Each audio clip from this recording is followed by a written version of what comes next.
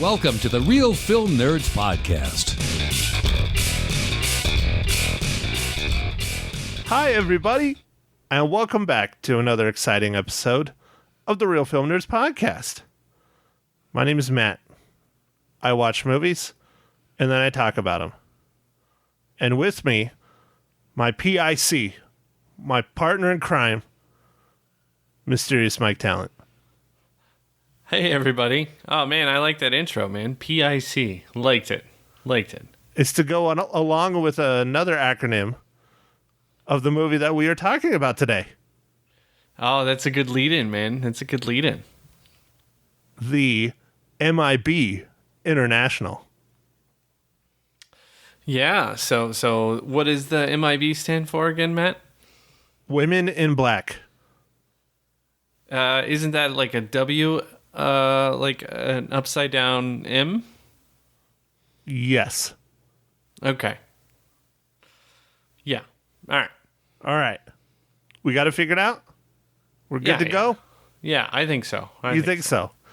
Have you read through the names enough? Can you pronounce them without tripping over yourself? Too bad. We'll see. We'll see how it goes. Speaking about how it goes, Mike, what beverage are you drinking today?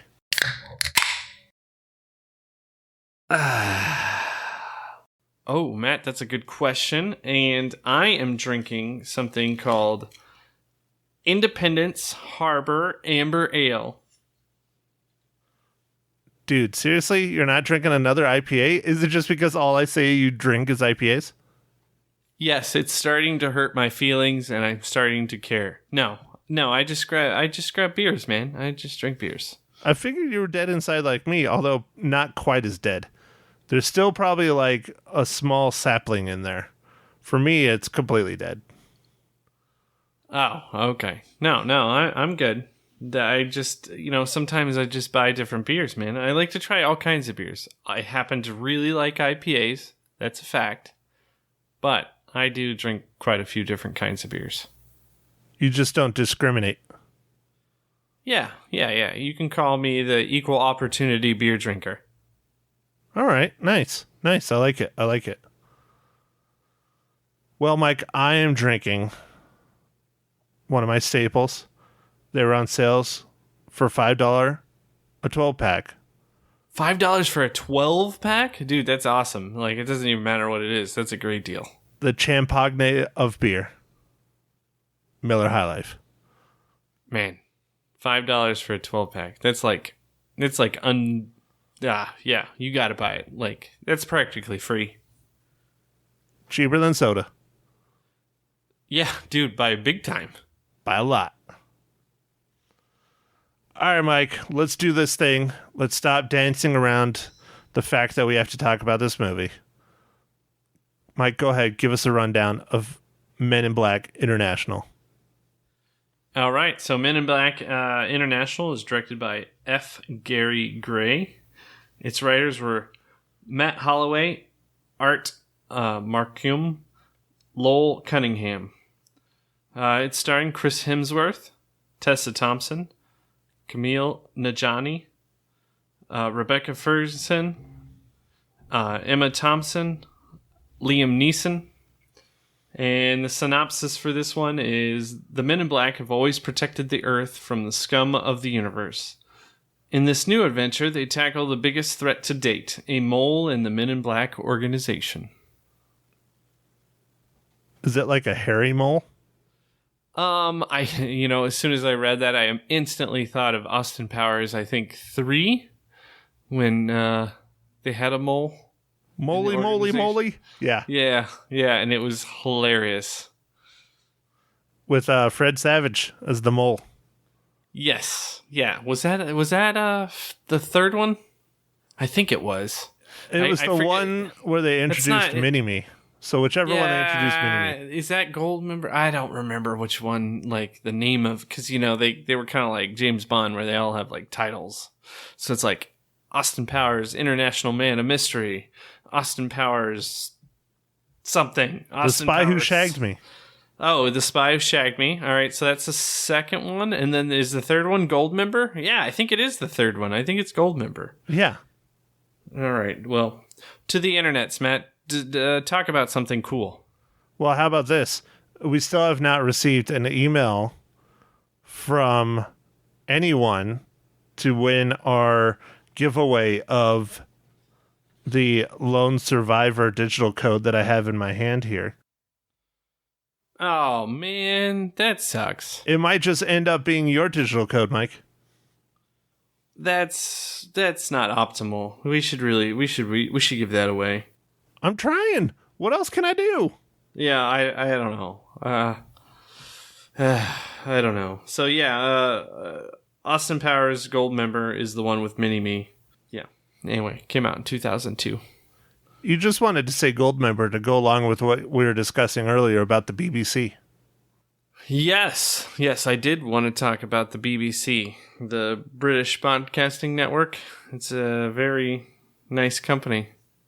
Dude, speaking about British, to get nice and sidetracked, have you watched Chernobyl yet? No. I really want to, but I have to wait until my wife gets a chance to watch it with me. Otherwise, I probably would have seen it all. I heard it's amazing. 5 episodes, I think. Yes, and they are very engrossing, and you're going to sit there and want to watch them all back to back to back. It's very well done. And the reason why the whole British broadcasting thing triggered me on it is because Sky, who is one of the British news channels and related to the BBC, I believe, also produced it along with HBO. Oh, okay, cool. And so almost all the actors are British and they speak in their British accents, which is fine. It doesn't bother me at all. And if you listen to the podcast, they have a podcast that goes along with it, or they have behind the scenes kind of extra thingies, like what they did with Game of Thrones, where if you wait until the end of the show. Yeah, the director talks about how he wanted the actors not to concentrate on trying to get a Russian accent. They wanted them to just act and do their best at acting. And so they really pushed them not to have Russian accents, which I think it was a wise choice, personally.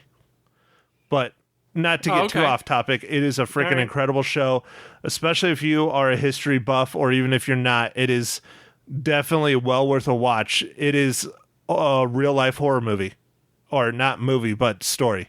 It's a real life horror story. It's crazy.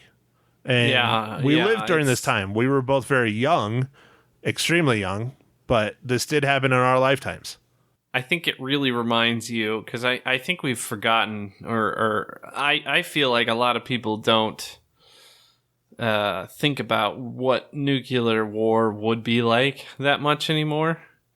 And I think this will bring it back. I mean, I know it's not war, but what nuclear stuff is like, because we just don't really. I don't know. It's just not on the top of our mind right now. All we do is think about tweeting and Facebooking and whatever else. I don't know. That's just what what I pick up in my life. My individual situation. It shows you what even one single reactor at a facility that had four or 5 reactors, I think. I don't remember exactly. I'd have to go to the internet. I think it had 4. I think it was, but I'm 4? not 100% on that. Because reactor 4 is the one that blew up, but it just shows you what one of 4 reactors at one site of a country that has many nuclear power plants, when things go wrong, how devastatingly wrong they can go, and how bad it impacts not just the people that are involved that are working at the power plant, but everyone around it, all the animals in the vicinity. I mean, it's insane. It's insane. And this is one. And I mean, not to get too scary, but in Arizona, we literally have if not the largest nuclear power plant in the entire world, definitely the largest in the United States, right outside of Phoenix. And if something like this happened there, which I don't think it ever will, it would be devastating because there's a lot more, fallout that would have happened from a bigger facility like that.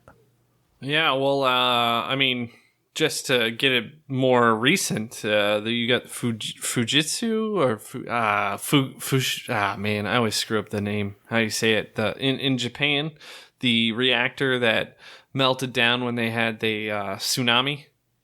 Right. Because the seawater got into some stuff, and I'm not exactly, it messed with the cooling somehow. And anyway, I think just recently they found the cores so they can start doing stuff to take care of it, but they had lost them for like 5 years. That's insane. Yeah, it's super insane. But we have robots and stuff now. Before, for like Chernobyl time period, we didn't. Well, you need to watch the show and find out that they used robots in it. Yeah, but I don't think we have like, well, as pervasive as we have now. How about that?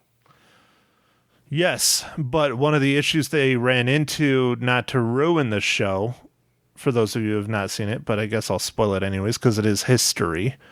They used their moon vehicles that the Russians used. Their like moon rovers, like the equivalent we have Mars rovers. Well, the Russians sent up moon rovers when we had the big space race going on, and they had a couple left over that they were using, and they used that to push off a lot of the graphite back into the core, except for on one area of the building where all this went down. Every single time they put anything electronic up there, the radiation was so high, it just killed whatever it was immediately because of the splitting of the atoms and everything. And so it literally, anything up there more complicated than I think they were saying like a hand watch or something, just immediately stopped working. Oh, man, that's crazy. So I don't know. I guess maybe today, if it happened, we'd be able to get around it, but it didn't matter. I mean, these things were all lead shielded big time, and it still didn't stop the radiation from penetrating and shutting down these robots. Yeah, now, I'm not saying it's been easy for Japan. They've been searching for this for years. So it just, I don't know. It's just, I guess every meltdown situation is different. It brings top of mind the massive amount of power and craziness that is in the nuclear energy, whether it's for war or just power generation. It's very volatile and extremely dangerous to us. Well, and that's one thing that it's hard to argue for or against nuclear power. Yes, it is the cleanest power. It's lasts forever. It's a really great way to make electricity until something goes wrong. Yeah. Probably the biggest problem with nuclear power is the nuclear waste. We still don't really have a great place to put it. What? You mean people still go to Nevada? They don't. I feel like Yucca Mountain's the biggest joke ever. I don't know if they've actually really used it. I'm confused. They've spent billions and billions, but I don't know. And then every state doesn't want to transport it. Like, if I had nuclear waste coming from from like, Virginia or wherever over to the west, like Texas would be like, yeah, we don't want your nuclear waste on our rails. Like, what? Like, how do we get it there? Like, well, figure it out. Like, it's weird. It's a very weird problem. All right, so back on about Men in Black. Yes, Men in Black. Sorry, Since I really got us off bad there, but it is a freaking incredible show that I think everyone should watch. All right. So back to Men in Black. It just shows you, not to interrupt you again, but it just shows you how bad we don't want to talk about this movie. Well, so I think this movie was fine. It was just it was a Men in Black movie. It was okay. There's nothing special about it. I like the back and forth between Chris Hemsworth and Tessa Thompson, Agent H and Agent M. But it was just okay. This movie was just okay. There was some stuff that was a little weird, like I saw this with my wife, and she commented on that she wished she would have saw Tessa Thompson's training, but they really just like glanced over it in this movie. So I don't know. Like I thought it was just it was okay, but it wasn't great. But man, did it really get destroyed by the critics and stuff. And I mean, not that we usually say the rating of IMDb, but on IMDb it's got a very low rating. Well, I think it is mediocre at best. I agree with a lot of the critics' opinions. I don't agree that it was an absolute piece of trash, but it was not an incredible movie. It just kind of felt like a money grab in some ways. I don't think the chemistry between Tessa Thompson and Chris Hemsworth worked nearly as well as it should have. I'm not sure if that was a part of the script writing or whatever, because clearly they work together very well and they have great comedic timing together. Just go watch Thor Ragnarok. I don't know why it failed between them. I don't understand that, but it did. It didn't feel like they had some chemistry, but nowhere near of what it should have been. I agree. The training was left completely out. A lot of the stuff with her just, becoming a Men in Black and all that stuff just was kind of shoved to the wayside. And, and then they have the loopholes that don't make a whole lot of sense, like how her parents, I shouldn't spoil it. I just realized that's probably spoiling a movie. Yeah, no. Don't say anything about that. Yeah, but there's lots of contradictions and loopholes based on the Men in Black lore from the original film and its two sequels that just gets kind of ignored. It's a good way to put it. I did like. I wasn't sure if I would like this character, but I like Pawnee, the Camille Nagiani. Nagiani. Dang it, Nagiani. Character. I thought he was funny. Like I didn't feel like he was trying too hard, and the stuff was it fit the character. Like I don't want to say too much, but it fit the character well for what he was trying to do. So I like that. Yeah, it wasn't horrible. It wasn't bad. It wasn't great. It was actually, in my opinion, probably the best level of humor in the film was Kumail Nanjiani's character, which is kind of sad since Tessa Thompson and Chris Hemsworth clearly have very good comedic chops, as we've seen in the past. And that was kind of disappointing. I mean, there were parts where I was watching this film where the audience was just sitting there silent, and they were trying to shove out some jokes, and they were just not landing at all. Just really weren't. Yeah, I mean, there was a couple things that, like, there's too much stuff shown in some of the trailers. I mean, unfortunately, because we watch all these movies, I tend to catch a lot of trailers. And so I'd seen this trailer, 15 times. Oh, yeah, at least. Oh, yeah. So I was like, when I watched it, I was like, damn, I saw a lot of the cool parts already. So, all right, Mike. Well, I'm going to just go ahead and ask you, how does Men in Black International relate to the Marvel Cinematic Universe?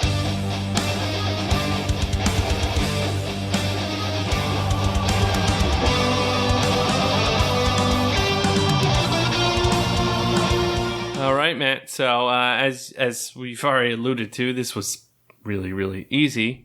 Chris Hemsworth and Tessa Thompson are in the Marvel Cinematic Universe.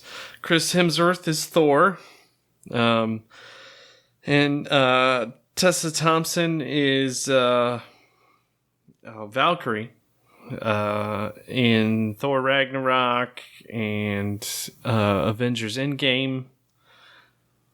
And so this was pretty easy. I was going to try and look for some other people that were involved, but I was a little lazy, so I apologize. You weren't lazy. You broke your internets.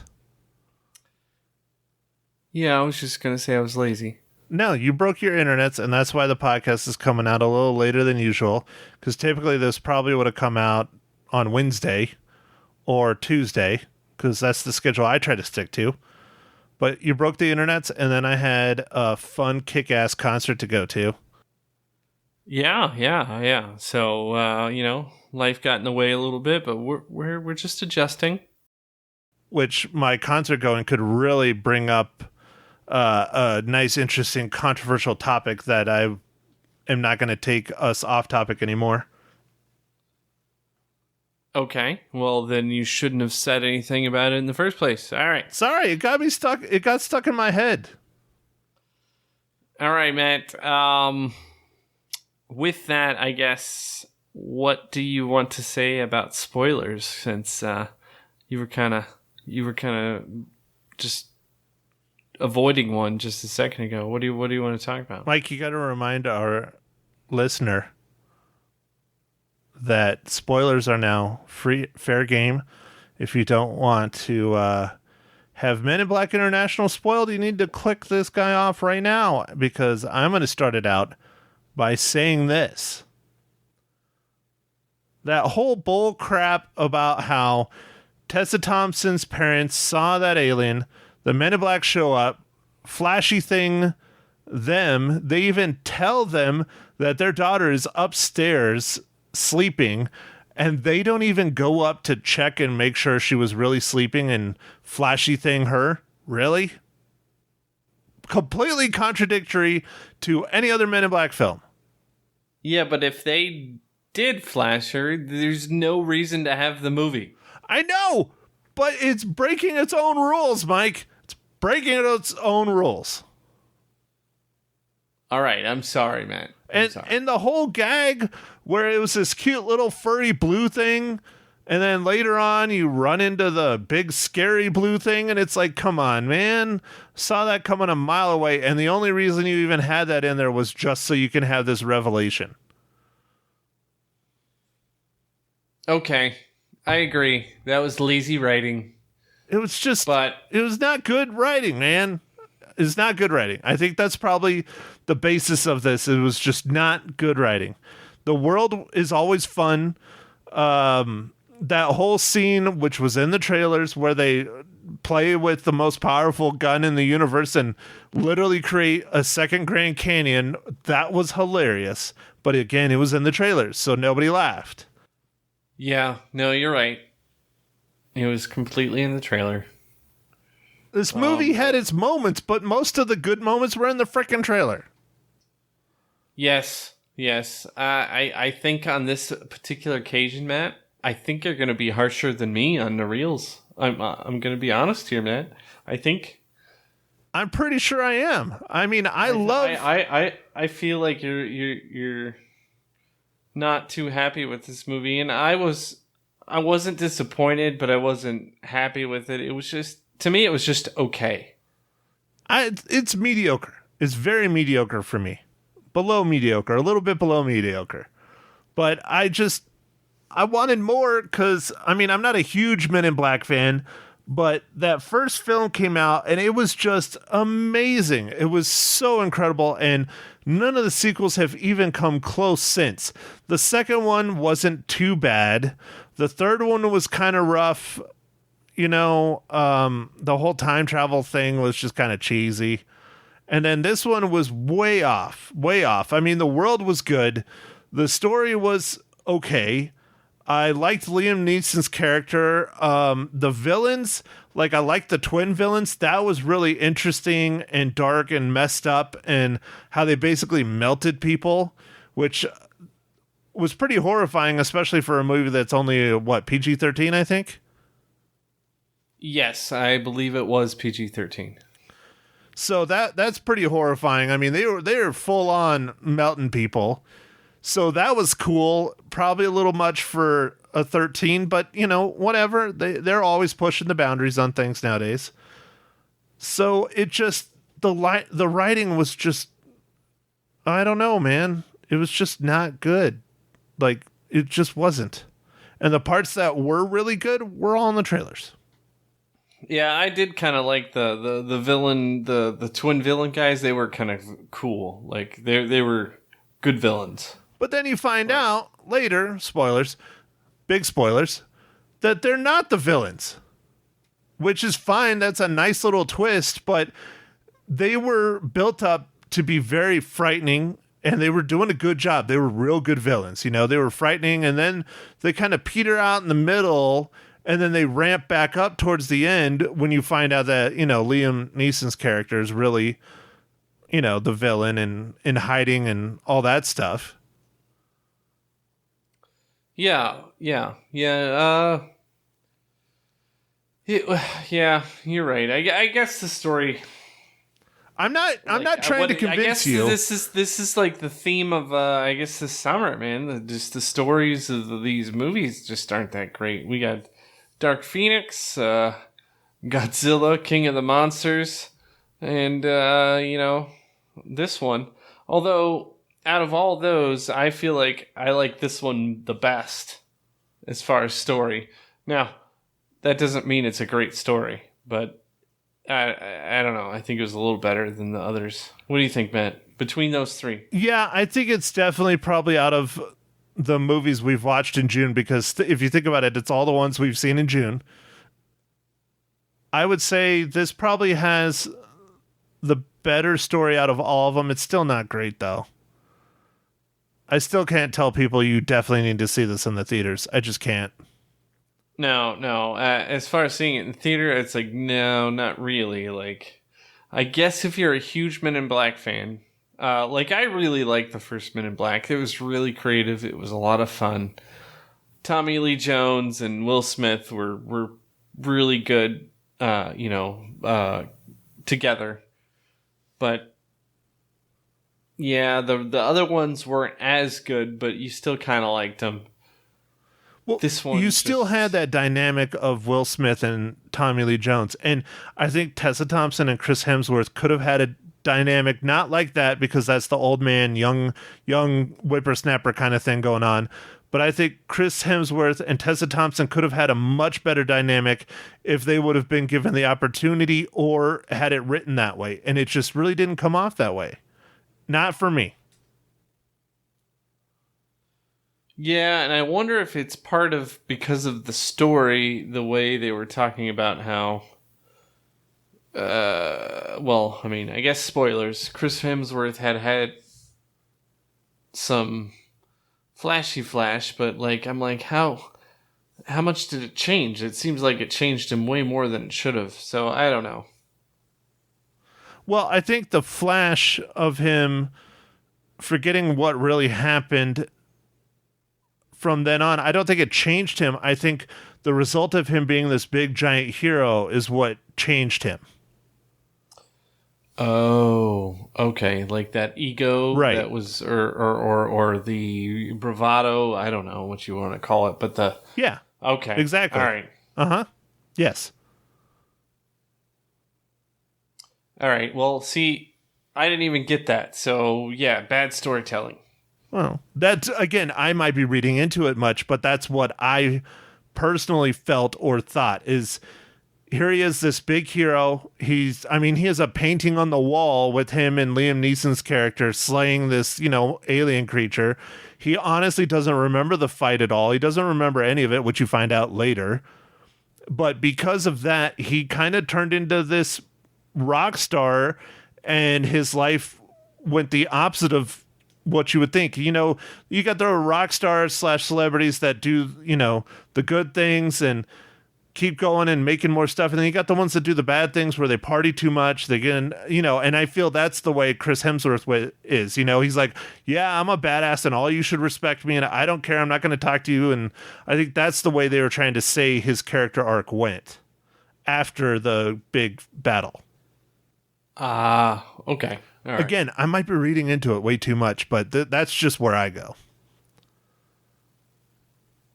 So, Yeah. Okay. you know, one that did bother me though is that Emma Thompson.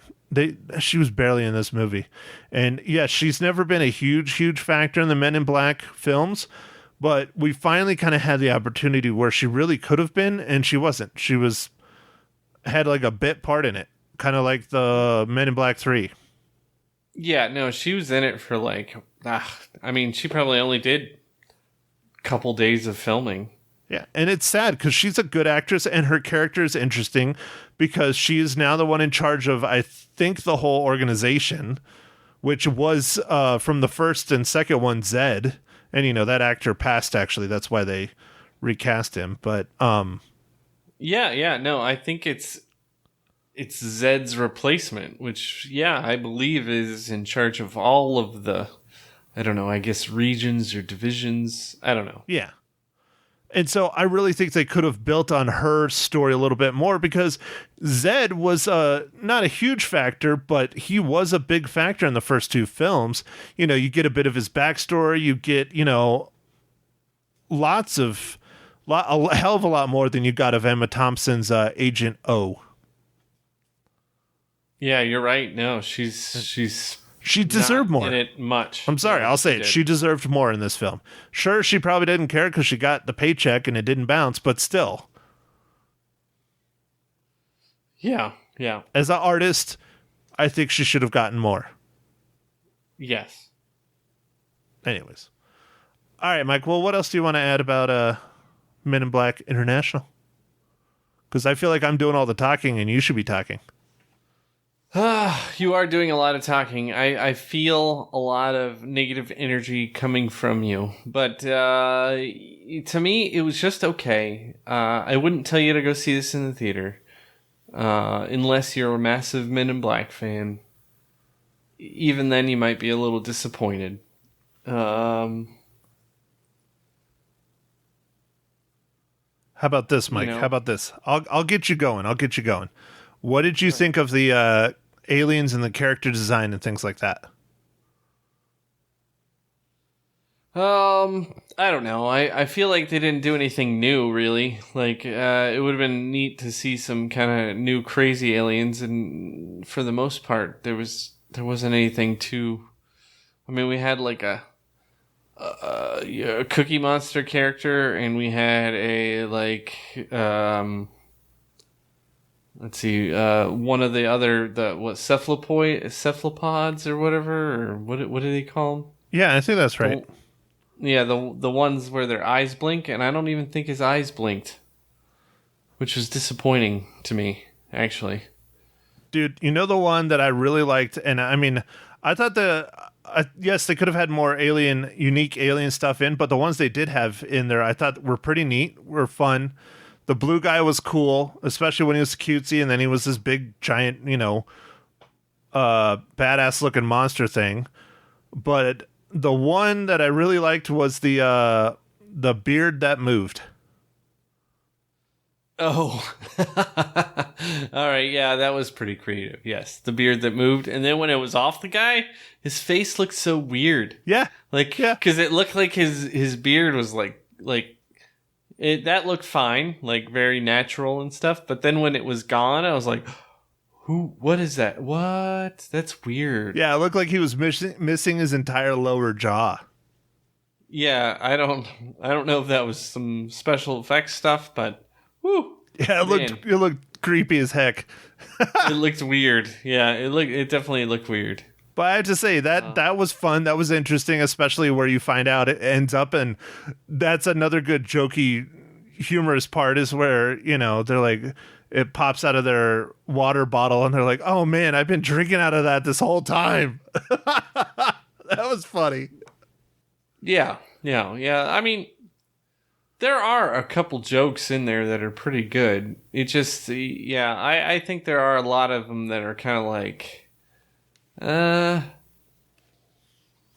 you're reaching pretty hard there, very like dad jokes, which aren't always, well received. Wow. Dad jokes. Brutal. Yeah, was that too harsh, man? No, that's fine. I mean, whoa. All right. I'll let it slide. Okay, so I got one last one. And I think I wish it would have been explored a little bit more. I thought it was one of the more interesting aspects of the entire film was how Chris Hemsworth's character fell in love with an alien. And I say love, not just hooked up with love. They were clearly deeply in love for a long period of time, or at least a significant amount of time. And she was not only an alien, but she was also like a mob boss alien. And I thought that was interesting, and they could have really explored that a lot more. Yeah, you're right. And they barely touch on it besides saying that they continually just remind you that he dated her, they have a history, but there was nothing really explained about their history, why they dated, how they met, how it's even okay for him to be a Men in Black agent when he's dating like a criminal. Yeah. And they don't hide the fact, like everybody knows he's dating her in the organization. Yes, they all do. You're right, because even one of the guys comments on it. Oh, why did you go see her again? I thought you guys were over. What? Right, and that could have been a really interesting story plot, filler. I don't know. It could have been a lot more than what they gave it. I personally think. Yeah, I could see that. Well, we haven't seen it. They're like they're the space police on Earth, and here he is dating the exact opposite of what he is, and everybody's okay with it. Why? Shouldn't they go and light her up or arrest her or throw her off planet? Yeah. Yes. I mean, if you remember in the original Men in Black, oh, God, I'm forgetting the actor's name. Tony Shalhoub plays a somewhat similar role. He's an arms dealer. He owns a jewelry store, and he's an arms dealer. And him and Tommy Lee and Will Smith walk in there, and, they are not afraid to say, we're going to kill you if you don't do what we want kind of thing. Yeah, they go and rough him up. And, this is where Will Smith's character's, thinking everybody's human, so he does it he has a different approach. And Tommy Lee Jones has his noisy cricket and blows the guy's head off, but knowing it'll grow back. And then he's really upset because he's like, do you have any idea how much it hurts to grow back another head? He's like, no. Well, maybe you should have just answered our questions. But you see what I'm getting at here? He was just a lowly arms dealer. She is the arms boss. She's the one getting the weapons and pushing them off onto the dealers, and they're okay with Chris Hemsworth's character dating that person when they're ready to kill a dude that's just selling the weapons. Yeah, and see how much more, Yeah, and talking about arms, Matt, why the heck did she only have 3 arms and not 4? Super confused. And it didn't make sense that the third one came out of the middle of her back. That was really odd. I thought so as well. I thought that was weird. I was like, why aren't there 4? Because it seems like we would have more symmetry if we were going to have... I mean, I don't know. It was weird. Yeah, they should have done like the human Spider-Man in the comic books and Spider-Verse and stuff, where the arms come out the sides. That'd be a lot more... I mean, yes, it's still weird, but it was really odd because it doesn't have a purpose being in the middle of your back. I mean, whatever. Yeah. Yeah, that's all. I'm just going to leave it there. Yes, indeed. It was that was strange. It was strange. All right, Mike. How many reels do you give Men in Black International? All right, man. So I thought this was just okay, and I'm gonna give this 3 out of 5 reels, which I feel like is much higher than what Matt's gonna rate it. Well, it's not that much higher. It is higher. I give it 2.5 reels. Like I said, Oh, okay. I thought you were gonna go more towards the 2 reel. Okay. almost. But like we were both alluding to, the story is better than just about every other movie we've reviewed in June. Man, I'm stumbling over my words. Yeah, like should we call this month June gloom? Like it's like gloomy. There's been nothing good. Well, I just hope the rest of the summer has something. I mean, Toy Story 4 comes out next week. I heard that's really good. There's, that's the other thing we need to discuss. We need to figure out what we're going to watch next week, because I know there's 3 movies you want to watch next week. Toy Story 4, Child's Play, the reboot, and Anna.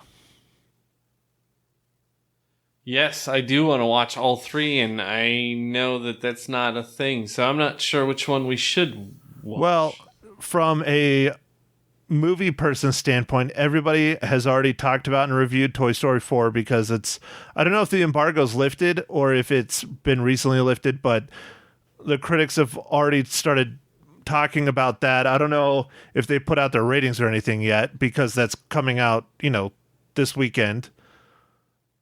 I haven't heard anyone really say much about Child's Play because I think most people think it's going to be awful. And then I haven't heard anything. I literally haven't heard anything about Anna. Like, no one. I haven't heard any promos. I haven't heard anyone saying they went and saw it. Nothing. So I think maybe Anna. I think that might be the one to do. Okay. All right. Yeah. Child's Play, man. It tends to be that horror movies, especially ones that they might not think do well, are not released to review early because they want them to have the best chance to do okay before they get ripped apart. Well, I will leave it up to you, Mike. I know you're probably going to see all 3. I won't be able to see all 3. I'll only get to see 1. You know what? Actually, I don't have a game this weekend. I might be able to see 2. So, Mike, pick the one. Which one do you really, really, really want to see? Like in a theater? Like which one do you really want to see in a theater? Let's watch Anna. Okay. That seems really good, and I'm interested to see it. So I think it'll be great in a theater because it's an action movie. So there should be lots of things. So it's kind of like I hate to say this, but it's like a female John Wick, and I'm cool with seeing it. So it's very Black Widow-y, Red Sparrow-y, Atomic Blondie. Yeah, yes, Atomic Blondie. Is that a band? No, it should be though. But that was that one movie. No, I know, because there's a band, a group, yeah, Blondie, and yeah. But I was just like Atomic Blondie, yeah, dude, that is a good band name. That is a good band name. But no, it's a strong female lead assassin, and that's what those other films were as well, or will be, because Black Widow movie is yeah. So yeah. But I think the trailer looks great. The trailer looks really good. I would say it's a higher level of action than Red Sparrow, and I don't know about Black Widow because it's not out yet. But Black Widow in the Marvel movies, it's definitely a higher level of action than her in that. She had some great action though. I mean, especially in what was that Iron Man 2 when she was introduced. But yes, yeah, I think your relation to John Wick is definitely a lot closer than saying it's more of a assassin movie. It definitely feels, the action at least feels very John Wicky. Yeah, which isn't a bad thing, man. Those movies are great. So I'm interested in seeing this. All right, well, let's do that. We'll do Anna for next week and possibly Child's Play. Yeah, possibly. When was the last time we reviewed a horror movie? Because I know you like your horror movies. It's been a little while, right? Yeah, can you remember? What was our last horror movie? No, I don't remember what the last one was. Here, Mike, talk. I'm going to the internets. Oh, okay.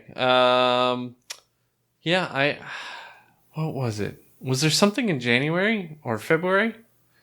Because usually there's something in February that's like, oh man, like I can't think of what our last horror movie was. I'm working on it. I'm I'm on the internet. Okay, all right. I'm just gonna. I'm on realfilmnerds.com and I'm just scrolling Brightburn. Got it. Okay, But that doesn't count because I'm the one that wanted to see that, not you.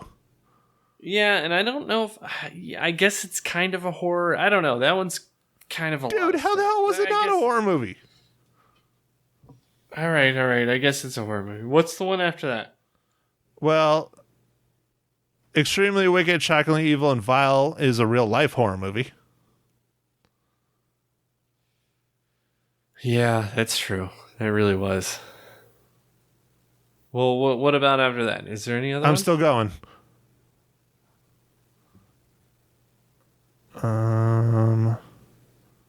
Yep, Pet Cemetery in April. Oh man, man. I guess that's how many movies we see. We can't even remember what we're seeing. Yeah, well, we're due. Well, it's helping now that not helping our listeners, but it's helping us only having one a week, but I still don't remember because I still see a lot of movies. Yeah. And then with like Netflix and Amazon, like, man, I'm just watching stuff all the time. Yeah, I tend to. Not to get off topic again, but screw it, why not? One of the biggest arguments I have with my mom is she's always saying there's nothing on TV, there's nothing on TV. Like, Mom, do you understand how much good content is out there?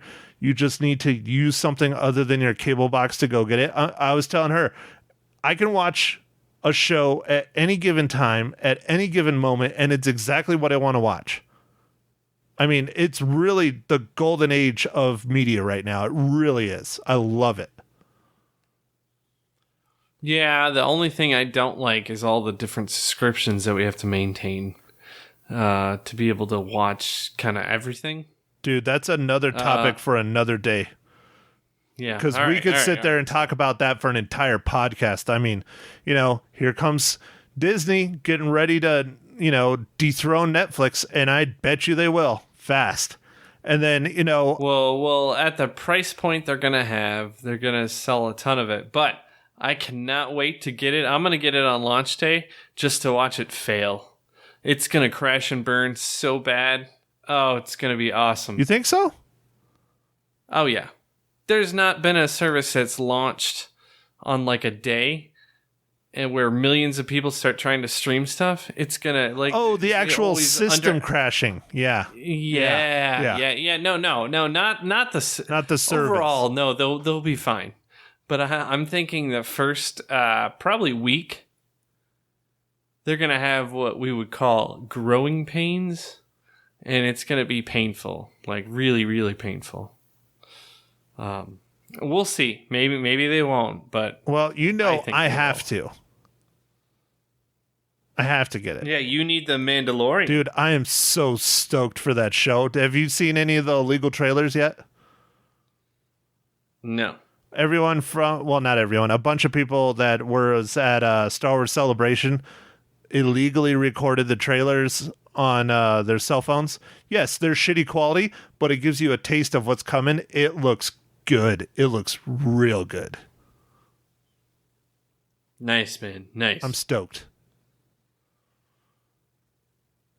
Very cool. All right, before we get into a 2.5 hour long conversation about streaming services and how probably in the next 2 to 3 years, the amount of money we pay for the streaming service is going to be higher than our cable bill ever was, let's just go ahead and have you end the podcast. How's that sound?